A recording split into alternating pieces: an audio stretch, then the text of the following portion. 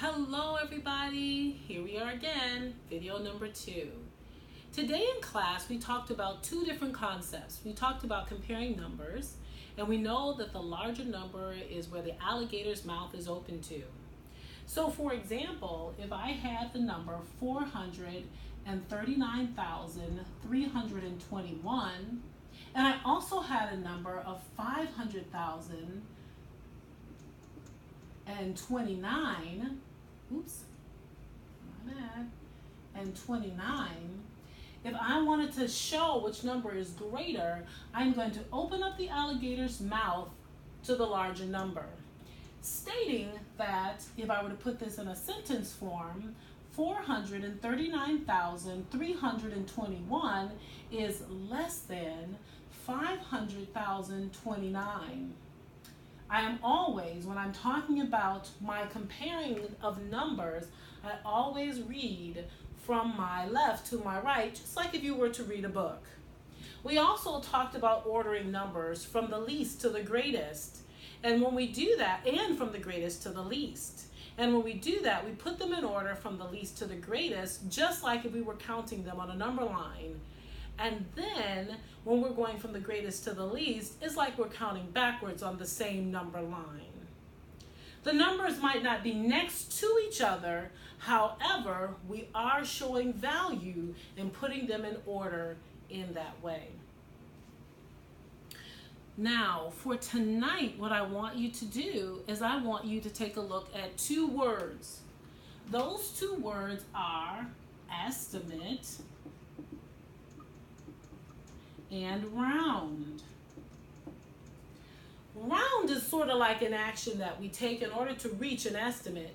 We round numbers basically by tens, hundreds, or to its greatest value in order to find out an estimate when we're trying to deal with not the exact number, but a roundabout figure.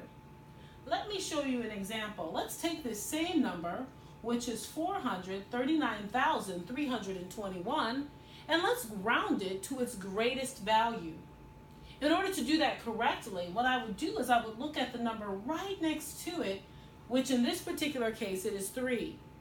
I will take that 3 and use that 3 to tell me whether or not this 4 goes up 1 digit to 5, or whether or not it stays the same at 4. If this number is 3 or 5 or lower, then this number stays the same. In this particular case, it is lower than 5, and so guess what, friends? This 4 stays the same. However, if this number, for example, were a 6 instead, then this 4 would go up to a 5.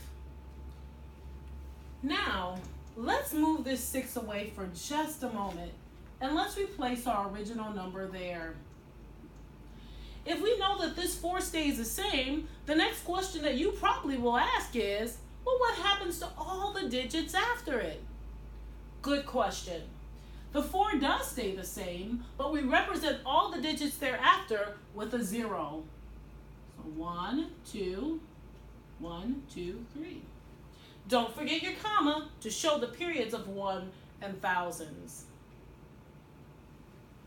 Now, if we were rounding in any other number, and this is the last thing that I want you to understand, if we were rounding and we were trying to figure out the number in the hundreds place, then again, we're going to do something a little bit differently. We're going to keep the numbers after it the same, after this 9, and then we want to look at this we want to look at the 2, and that'll let us know what we need to do with the 3. In this particular case, that 2 tells us that the 3 does what? You've got it. It stays the same. So therefore, we would put a 3 there, and then we would put our zeros behind it. Folks, this is what we're doing.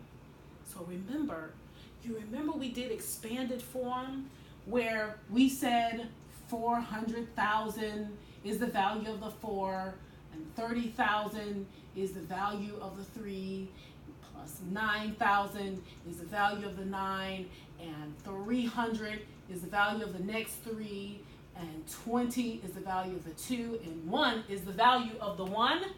Do you remember when we did that? Well, keep that in mind when you are rounding. In other words, we're writing the value of the digit, but we're not forgetting the digits behind it if we're not rounding to the greatest place value. This is an example of that. I don't want to give you any more right now, but I want you to rewind this video and go over it again to see whether or not you can understand what I just showed you. Tomorrow in class, we'll do some practice work so that you can get a better understanding of what this is all about. For now, enjoy the rest of your evening and goodbye.